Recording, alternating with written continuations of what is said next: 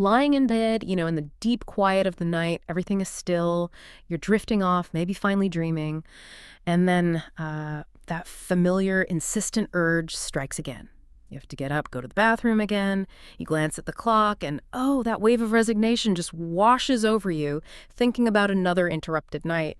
And you think, well, this is just how it is now. This is just part of getting older.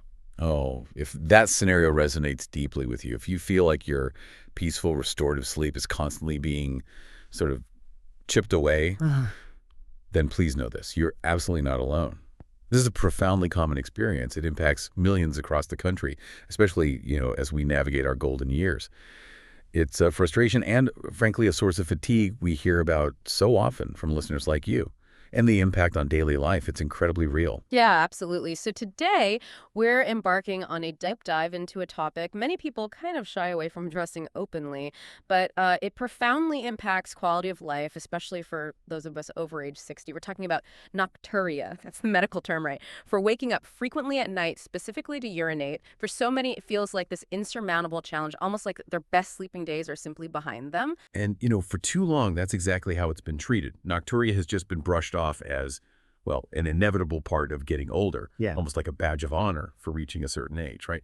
But here's where it gets really interesting and, quite frankly, incredibly hopeful. The latest, most comprehensive research suggests that for a significant majority, we're talking over 80% of cases, it's not an unchangeable aspect of aging. It's not a sign of some serious, untreatable disease that you simply have to endure. Instead, it's often directly linked to small, everyday habits that, with a little awareness and gentle adjustment, can absolutely be changed. And often these changes don't even require medication. This, for so many people, is a complete game changer, really. It truly is. And that's really our mission today. We're here to unpack these often overlooked habits, give you clear, actionable insights, and help you discover simple, natural ways to reclaim that deep, peaceful, uninterrupted sleep you absolutely deserve. We really believe in empowering you to understand your body better, allowing you to live more happily, healthily, and freely in these valuable years. So welcome to this deep dive, really. It's a place for people who value their health, want to truly understand their bodies, and are committed to living their golden years with energy and clarity. Okay, so let's start by truly understanding what we're talking about here. So many of us, or people we know, just casually say, oh, it's just my age, I have to get up once or twice. But what truly defines nocturia beyond just getting older? What's the actual distinction between, a normal nighttime trip and what becomes an actual problem? That's a really crucial distinction to make. Because while waking to urinate does become more common with age, it's certainly not normal in the sense of being an unavoidable, healthy part of aging. Medically speaking, nocturia is defined as needing to get up more than one time during a sleep period to urinate. And the key there is the sleep period, meaning you go to bed, you fall asleep, then you wake up specifically to pee, and then hopefully you go back to sleep. It's not just that quick trip right before you nod off or the one right when you wake up. The statistics are, well, they're pretty striking. Over 50% of both men and women over 60 experience it. And for those 80 and older, that number can climb way up, affecting maybe even 80% of older adults. Yeah. But like we keep saying, it's not a natural, healthy part of the aging process. It's often a sign of unbalanced habits or maybe underlying conditions that thankfully can often be addressed and definitely improved. Okay, that makes perfect sense. So if needing to get up more than once during the actual sleep period is the definition, what does a truly healthy bladder look like? I mean, functionally, what should we ideally be aiming for throughout a whole 24-hour cycle? Yeah, a healthy, well-functioning bladder is actually quite efficient. It's surprisingly robust, really. It can comfortably hold a pretty significant volume of urine, typically somewhere between 400 and 600 milliliters. That's roughly a large soda bottle's worth. And with adequate fluid intake, which we generally recommend is about 1.5 to 2 liters or maybe 6 to 8 glasses of water over 24 hours, a normal bladder will empty about 4 to 7 times during the day. So that means you're usually going to the bathroom roughly every 3 to 4 hours or so. And interestingly, for most people, the biggest single void of a day is usually that very first trip to the bathroom right in the morning. Now, when your body's working optimally, it also produces more of something called antidiuretic hormone, or ADH, during deep sleep. Think of ADH as your body's personal sleep bodyguard. It basically signals your kidneys to concentrate urine and hold on to water, minimizing those disruptive nighttime trips. But as we age, or sometimes when our sleep is disrupted for other reasons, that circadian rhythm for ADH can become a little blunted, you could say, which makes late-night fluid intake much more impactful. because that hold signal just isn't as strong as it used to be. Ah, that's a fascinating insight about ADH, the sleep bodyguard. I like that. And it really sounds so common, this feeling of just resignation, accepting it as the new normal. But Mhm. it's clear that just accepting it or simply ignoring it can have real far reaching consequences. It goes way beyond just feeling a bit tired, right? To really put a face to this widespread challenge, let's talk about David from California. He's a 72-year-old listener who shared his experience with us. David found himself waking up an astonishing 4 to 5 times every single night. And like so many of us would, he initially just blamed his age. He thought, this is just how things are now for an active senior. Exactly. And David's story really powerfully highlights the cascading negative effects of this constant sleep disruption. He wasn't just tired. His persistent fatigue really bled into every aspect of his day. He noticed a significant decline in his memory, really struggling to recall names or details he used to remember easily. That was incredibly frustrating for him. His mood became unstable, shifting from frustration to irritability, which started impacting his relationships with family and friends. And maybe most concerning, he actually had a couple of very close calls with falls during his nighttime trips to the bathroom, stumbling in the dark, barely catching himself. That's scary. And this happens because interrupted sleep, especially the repeated waking from nocturia, drastically reduces crucial REM sleep. REM sleep is absolutely vital for memory consolidation, for processing emotions, and really for overall body recovery and healing. When you're constantly jolted awake, your body just isn't getting that deep restorative sleep it desperately needs. Nocturia, in this sense, can truly become a kind of silent enemy of the healing process, undermining your body's ability to repair and refresh itself overnight. A silent enemy. Wow, that really captures the insidious nature of this problem. It's clear this isn't just about feeling a bit groggy in the morning. It has profound health implications. What are some of those bigger picture connections that maybe we don't immediately recognize? Oh, the connections are significant, and the statistics can be truly jarring. Beyond just the immediate fatigue, studies show that more than 40% of people who experience these nighttime awakenings then have real trouble actually falling back asleep, which of course just compounds the problem exponentially. You're awake longer, feeling more frustrated, and the ripple effects, they're significant. Nocturia is associated with decreased overall physical health and is even linked to higher risks of conditions like obesity, diabetes, and heart disease. The risk of falls is particularly stark for older adults. Multiple nocturnal trips significantly increase the risk of falls and fractures. Think about it. 25% of all falls in older individuals happen overnight, and a quarter of those falls are directly related to nocturia itself, getting up to pee in the dark. If you're getting up 2 or more times a night, your risk of fractures literally doubles. And when we look at the broader societal impact, there's even a significant financial cost here in the U.S., estimated at around $62.5 billion annually.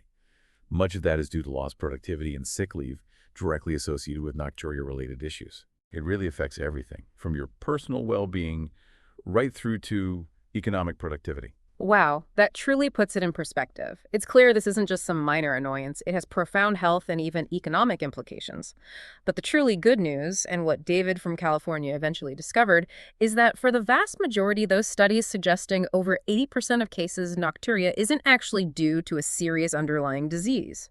It's more often due to seemingly small, everyday habits. We're talking about things like, the timing of your dinner, when you drink water in the evening, or even just the temperature in your bedroom. These are all elements we can actually control. And that's precisely where the empowerment comes in. That's the really good news here.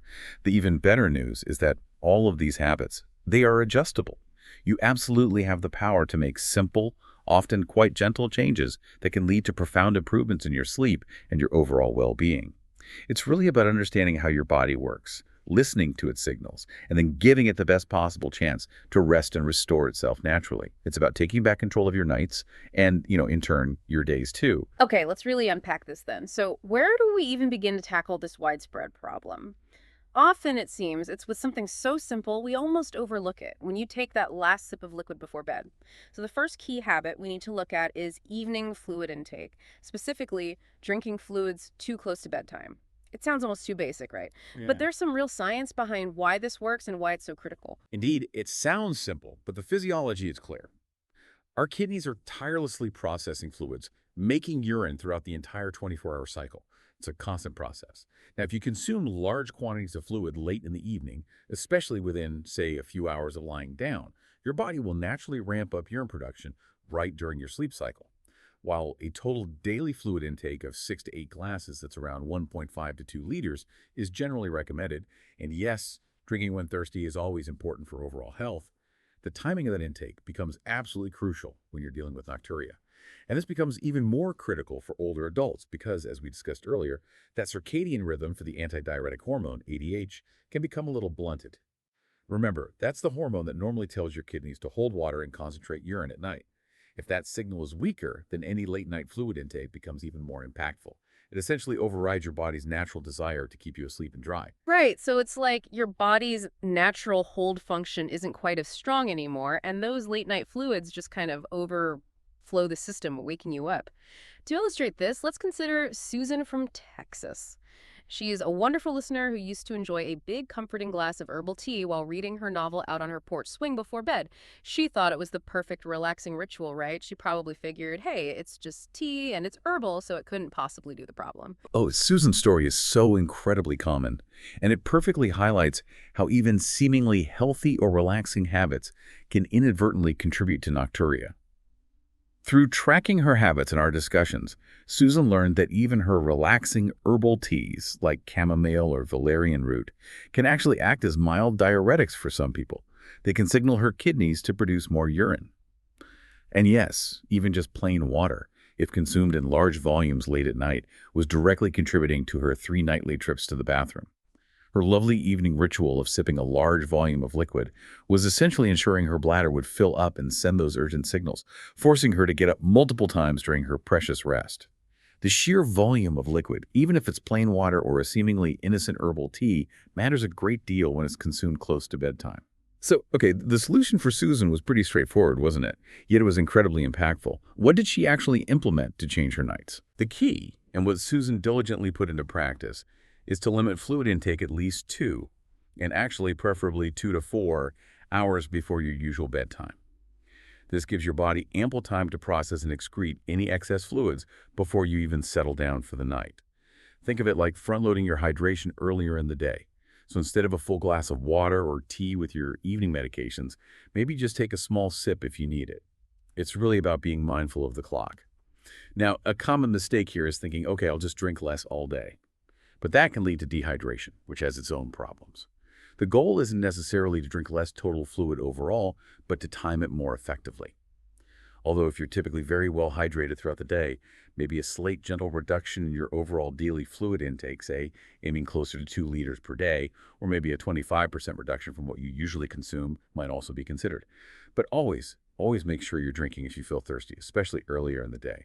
The main goal is better timing, not chronic dehydration. Right, and after gently adjusting her habits, Susan found she went from 3 disruptive trips down to just 1, and sometimes even none at all, allowing her to truly rest. It just made such a profound difference in her overall energy and, her enjoyment of life. Amazing. Okay, now on to our second key habit. Dietary triggers. The focus here is on consuming bladder-irritating foods and drinks. So beyond just the volume of fluid, it turns out the type of fluids and even certain foods can significantly irritate your bladder. Isn't that right? That's absolutely right. And this isn't just some old wives' tale. Science clearly shows that certain things, acidic compounds, artificial ingredients, natural stimulants, can actually make your bladder muscles contract more often.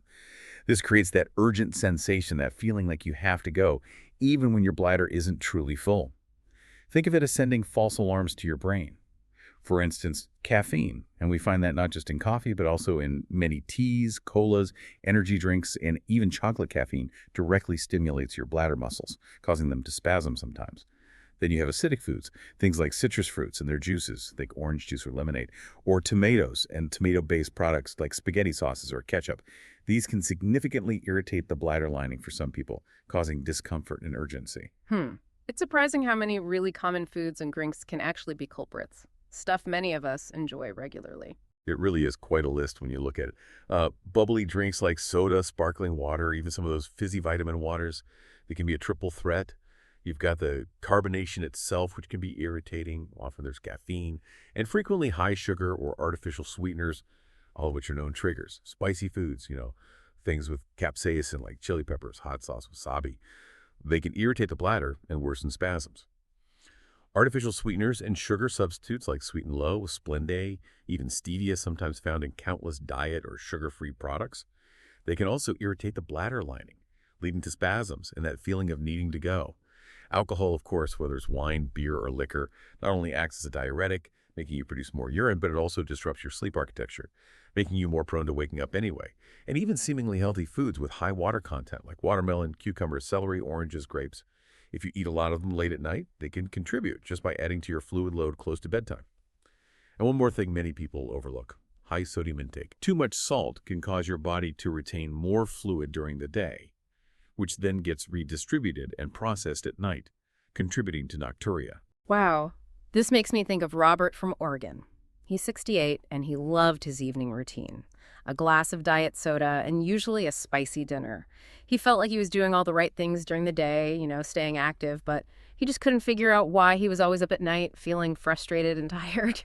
Robert's story is such a perfect example of how these hidden irritants can just sneak into our daily routines. He initially thought his frequent trips were just due to, simply drinking fluids in the evening. But we helped him realize the diet soda itself, plus the spicy foods he enjoyed, and the acidic tomatoes often found in his comfort food, like chicken noodle soup. All of these were acting as potent bladder irritants for him. The artificial sweeteners in his diet soda and the acidity from the tomatoes were essentially causing his bladder to be in a constant state of spasm, leading to those frequent, urgent urges. He was basically stimulating his bladder right before trying to rest, making it incredibly difficult for his body to settle into deep, uninterrupted sleep. He'd try to hold it, but that urgency signal was just too strong. Okay, so Robert made some simple yet really profoundly impactful swaps that changed everything for his sleep. What practical advice did he end up following? Well, the practical advice for managing these dietary triggers usually involves reducing or ideally eliminating these common bladder irritants, especially after lunchtime or, say, in the late afternoon. So that means cutting down on or avoiding caffeine, coffee, tea, cola, chocolate, alcohol, carbonated beverages, highly acidic foods like citrus and tomatoes, spicy foods, and artificial sweeteners. Now, for folks who love tomato-based dishes and who doesn't love a good pasta sauce, a little culinary trick is to add just a pinch of baking soda, maybe a quarter teaspoon per gallon of sauce, or some shredded carrot, or even a little heavy cream. That can help neutralize some of that acidity without really changing the flavor much. And certainly try to limit those water-heavy snacks like cucumbers and tomatoes in salads or as standalone snacks in the evening hours. Additionally, considering a reduction in overall dietary salt intake can be immensely beneficial. Not just for nocturia, but it often has other positive health outcomes like helping with blood pressure or weight management. But really, the best way to figure out your specific triggers is to track what you eat and drink. Keep a detailed bladder diary for just a few days.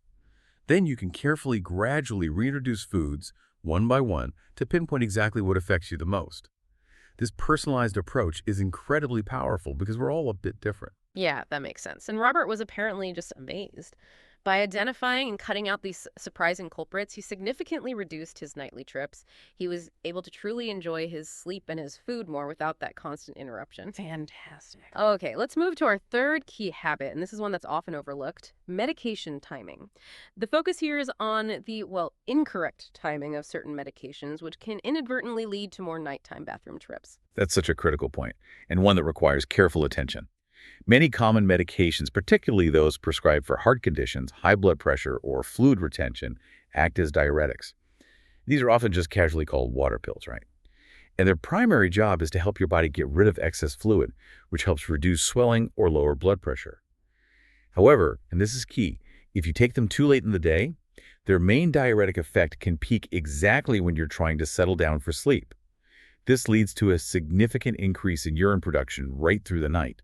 It's a classic case of the timing being off. A medication that's meant to help you is inadvertently disrupting your sleep simply because of when you take it.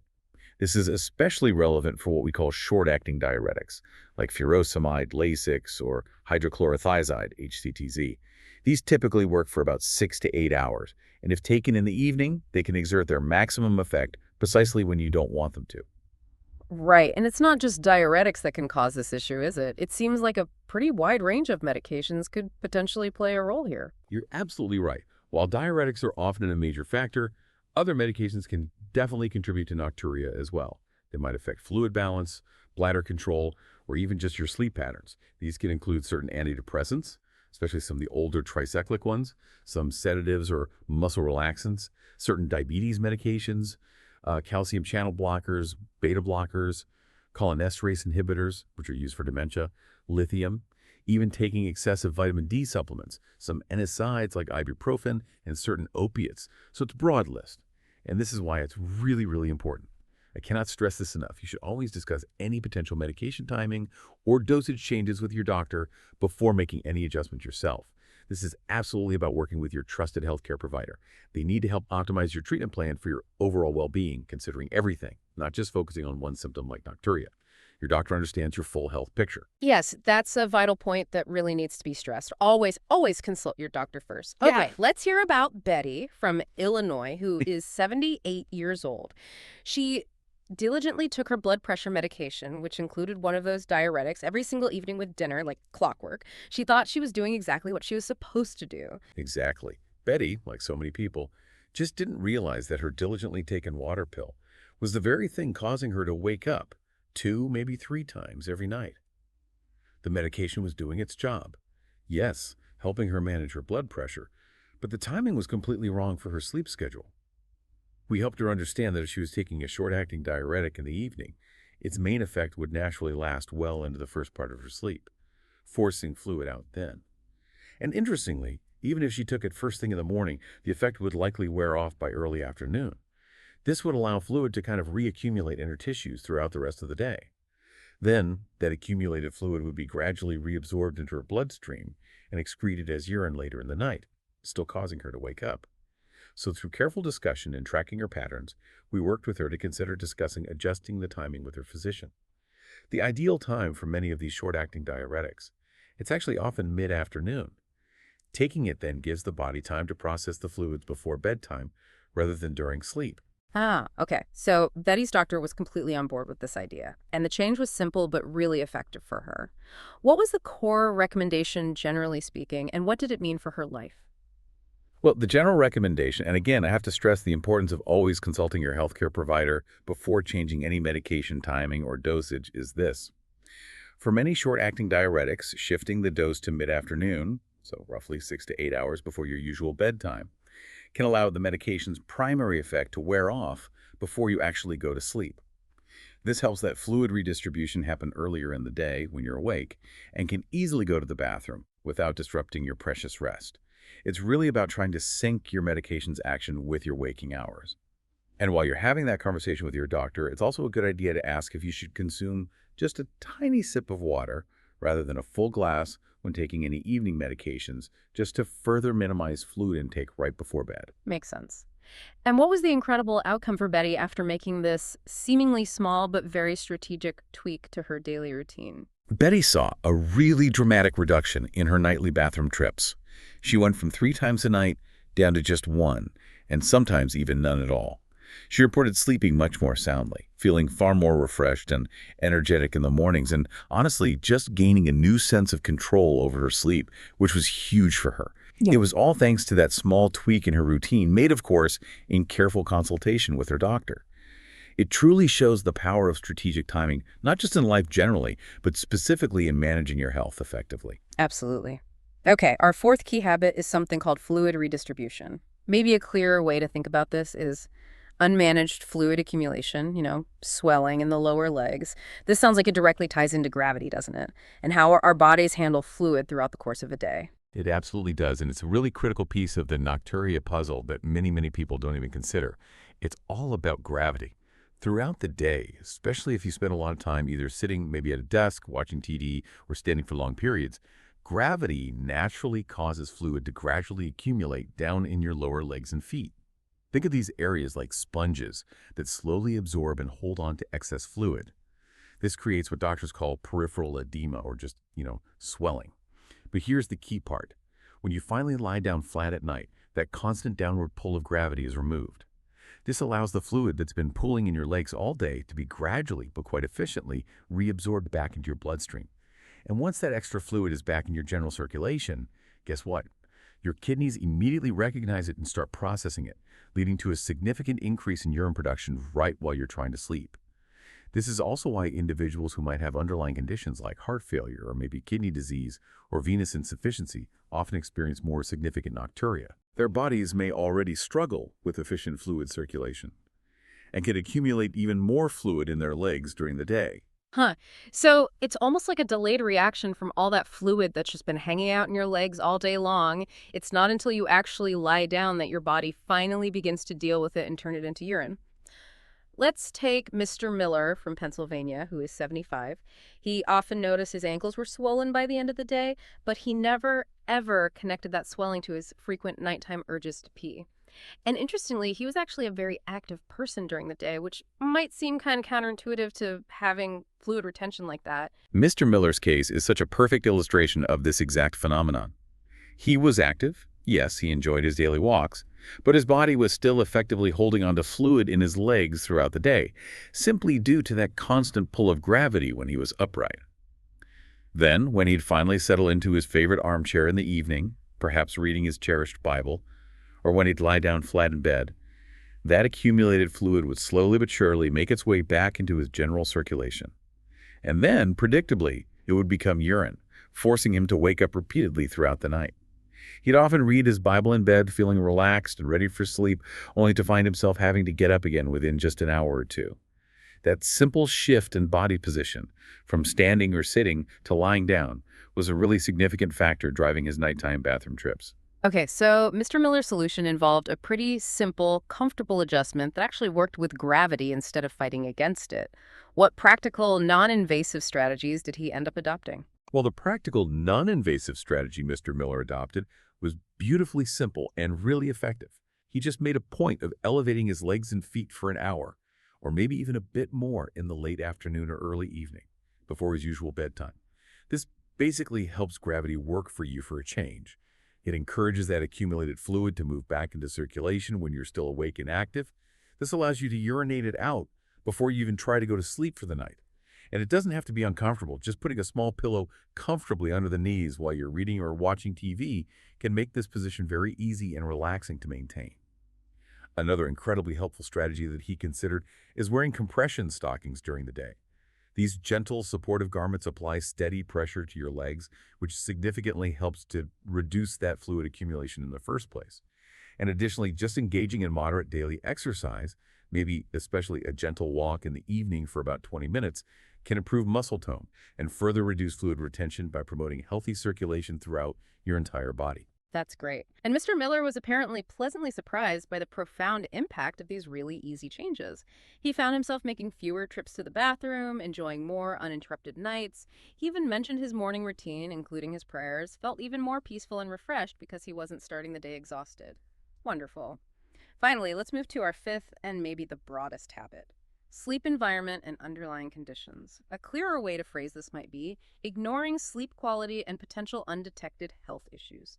This sounds like it really goes beyond just bladder function itself and brings everything together in a more holistic way, doesn't it? It absolutely does. This is truly the holistic piece of the puzzle, and it's incredibly important because sleep disruption itself, just poor sleep, can directly impact nocturia in a very physiological way. Remember how we talked about those vital antidiuretic hormones, ADH, earlier?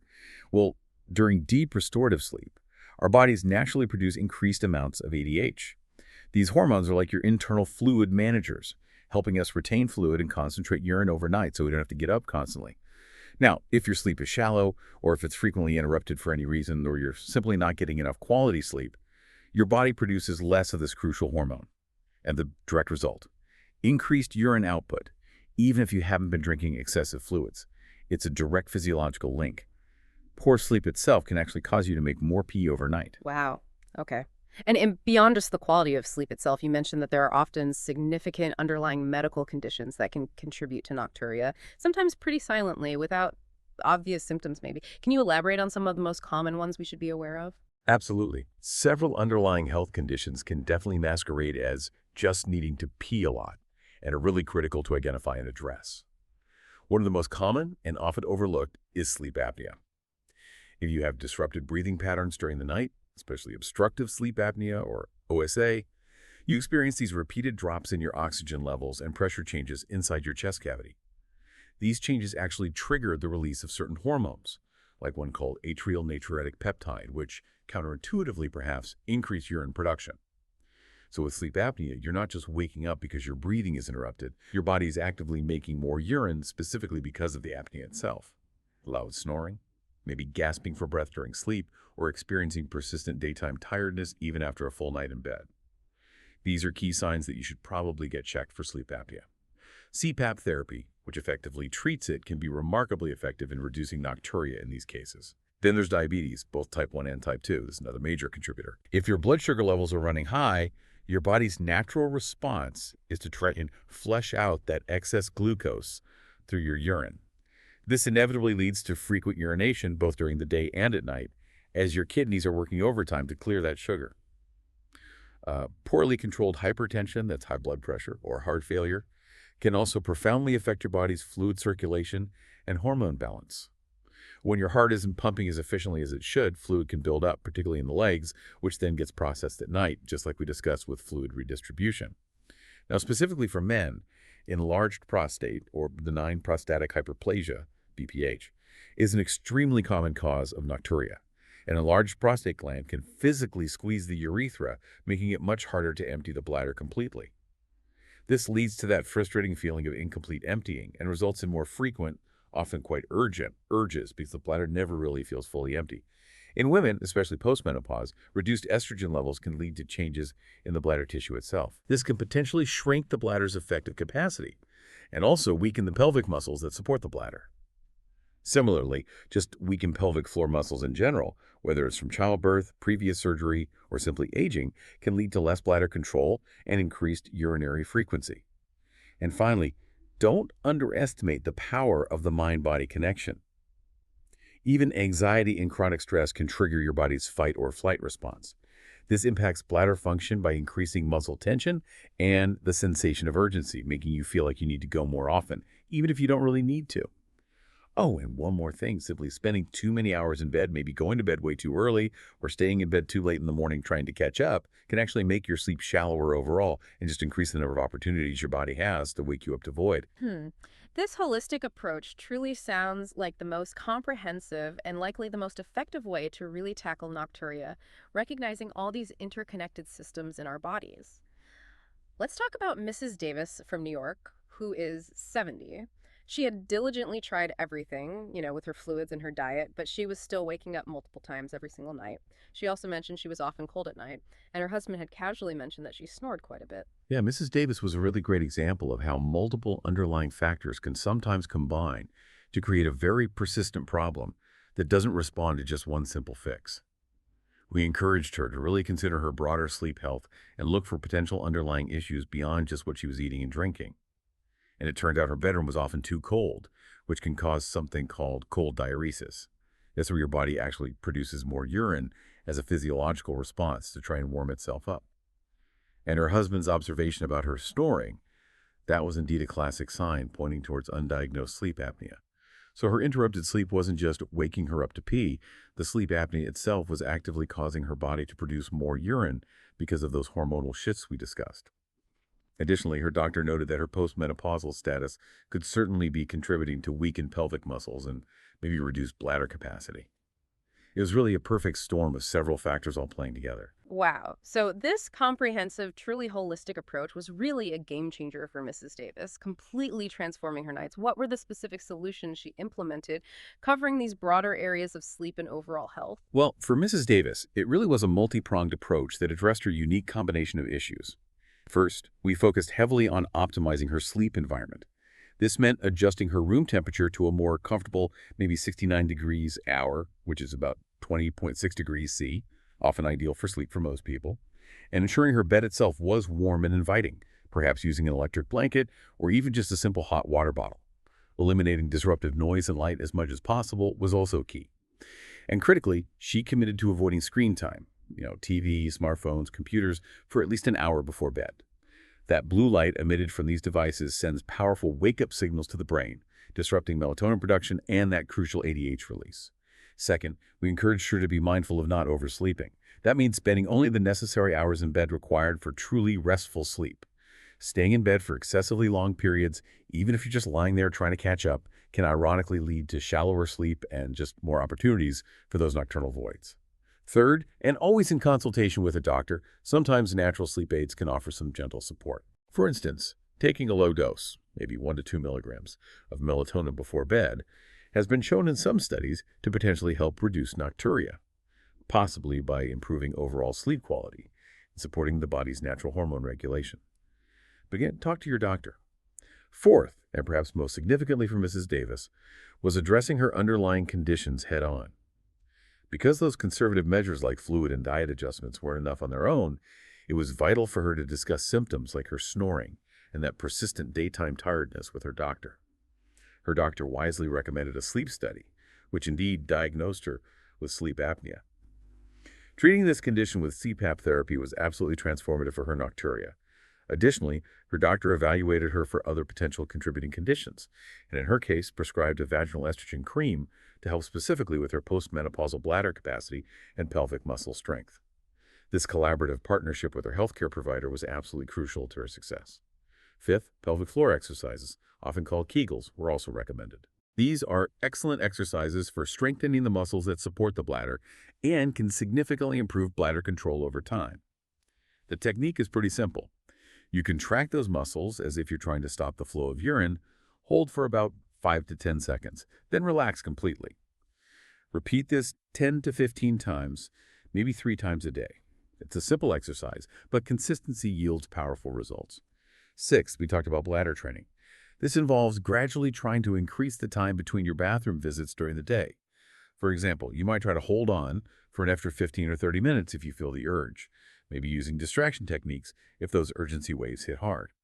This gentle training helps teach your bladder to hold more urine comfortably and gradually improves its functional capacity over time. And finally, for safety, especially important for older adults, is implementing simple safety measures for those nighttime trips that might still happen occasionally. Use motion-activated, low-wattage lighting to ensure clear pathways. Make sure paths to the bathroom are clear of clutter, loose rugs, or anything that could cause a stumble in the dark. And for those with significant mobility challenges or very strong urgency, considering a bedside commode or even a urinal can provide real peace of mind and significantly reduce the risk of dangerous falls. That's wonderful. Mrs. Davis, who was once so tired and frustrated, now enjoys consistent, restful sleep. Treating her sleep apnea and making her bedroom environment more comfortable truly transformed her nights. It's just fantastic to see the impact of that comprehensive, really personalized approach. Okay, we've covered a lot of ground today, haven't we? Discussing how these seemingly inevitable parts of aging, like frequent nighttime urination, are actually often connected to habits you can gently and effectively adjust. But while many, maybe even most, nocturia cases can be significantly improved with these lifestyle changes, it's absolutely critical to know when it's time to seek professional medical attention. That's a very, very important point that we really want to emphasize. If you've diligently tried these tips, adjusting your fluids, your diet, maybe medication time with your doctor, managing fluid redistribution, optimizing your sleep environment, and you still find yourself waking up to pee multiple times per night.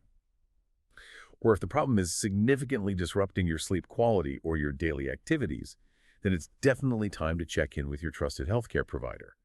Your doctor is the one who can help determine if there might be an underlying medical condition contributing to your nocturia that really needs professional diagnosis and specific treatment. Moreover, there are certain specific red flag symptoms that warrant immediate medical attention. You should seek care right away if you experience any of these symptoms alongside your frequent urination. Any blood in your urine, or urine that appears red or dark brown, any pain or burning sensation when you pass urine, pain in your side, your lower belly, or your groin area, significant trouble passing urine or feeling like you can't completely empty your bladder, a very strong urge to pass urine accompanied by a complete loss of control, incontinence, or developing a fever. Any of these symptoms could signal something more serious, like maybe an infection, kidney stones, or another condition that needs prompt diagnosis and treatment.